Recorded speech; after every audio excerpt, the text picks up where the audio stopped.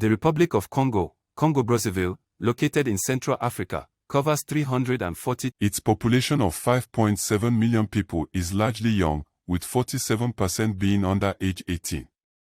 More than half of the population lives in its two main cities, Brazzaville and Pointe-Noire.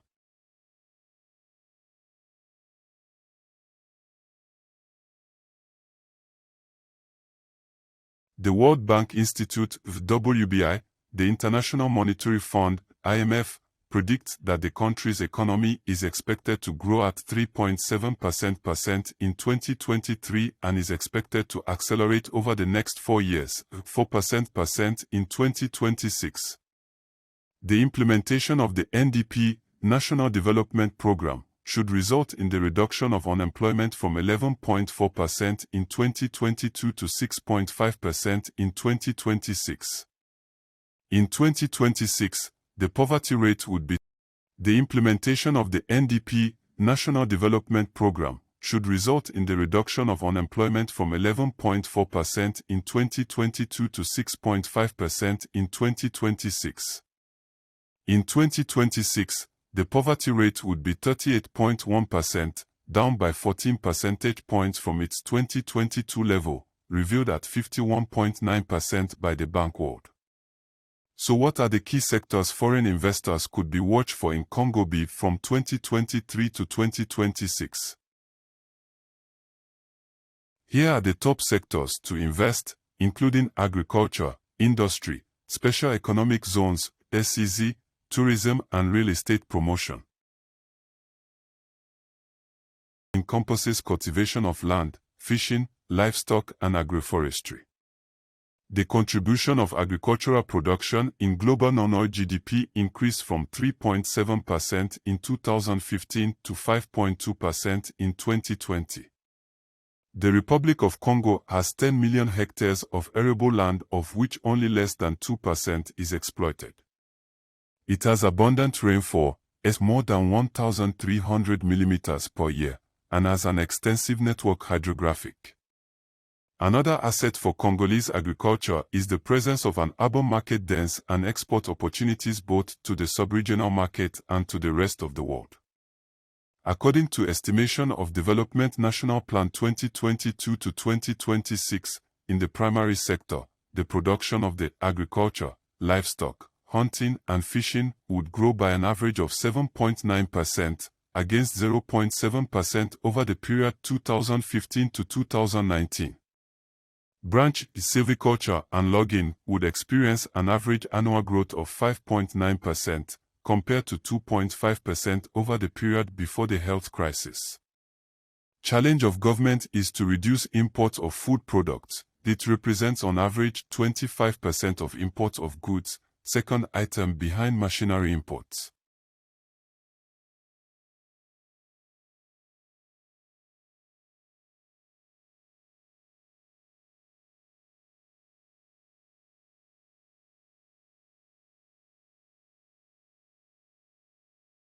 The Congolese industrial sector, apart from the oil industry, is now very little developed and contributes little to the creation of wealth. The mining industry, mining solid, contributes 0.71% to GDP, manufacturing industry 10% and industrial forestry at 6%. In mining sector, the country has huge mineral reserves with polymetals for agricultural and industrial use. The launch in 2019 of a copper, zinc and lead industrial complex in Buenza, the extension of the potash plant in Pointe-Noire and the project to build an ore port will contribute to the dynamics of the mining sector in Congo. According to official sources, the Congolese subsoil is full of at least 25 billion tons of iron reserves located in the departments of Lekomo, Meoko, Zonoga, Bambama, Matzumo, and Songa, Mont Nabemba, Ivindo, Bandudo, Avema, Nabiba and Yuku, more than 3.2 billion tons of potash reserves in the Kulu department, approximately 2.2 million tons of copper reserves, as well as 531 million tons of phosphate reserves. The strategic objective of industrial development is to create a dense industrial fabric, dynamic and competitive. Congo B's government made the development of special economic zones, SEZ, a priority policy between 2022 and 2026. Through the SEZs, Congo B aims to attract more foreign investment.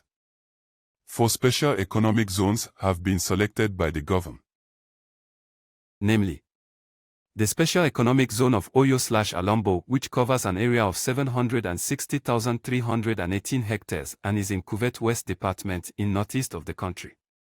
The activities retained in this zone are production of food and cash crops, livestock breeding, processing of agricultural products, edible categories, processing of agricultural products, non-edible categories, forestry, fish farming, commercial services, tourism, research, financial services. The Special Economic Zone of Pointe-Noire, which covers an area of 3,150 hectares. The activities selected are refined petroleum products, metals and engineering, chemicals, food and beverage industry, non-metallic mineral products, wood and wood products, paper and paper products, production of plastic products and glassware, etc. Weso Special Economic Zone covering an area of 64,520 hectares. The activities retained are the industrial transformation of wood into sawn timber and plywood, the production of furniture and real estate, the development of coffee and cocoa crops and the creation of an agro-industry through the transformation of these crops, the cultivation of the palm tree sector, research and financial services. The Special Economic Zone of Brazzaville, which covers an area of 164,100 hectares. The activities selected are palm oil processing, edible oil and soap, horticulture, flowers, fruits and vegetables, construction materials, cement, aggregates, bricks/tires or logistics, transport, packaging, storage, etc., renewable energies, with the production of bioethanol from sugar cane and biodiesel from palm oil, etc.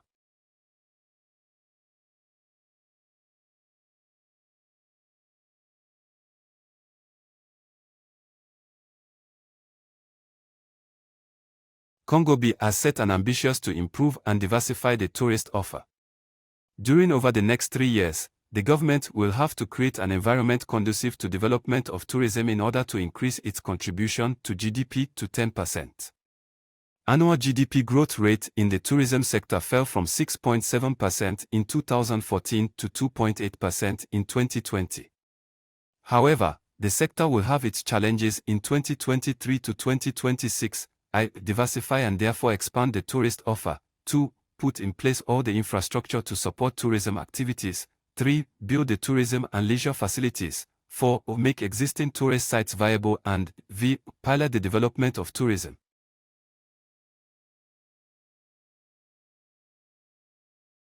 Real estate has the specificity of benefiting from many advantages such as the existence of an updated legislative framework, urban planning and construction code, the existence of a legal mechanism in terms of public-private real estate development, strong demand for decent housing induced by sustained population growth.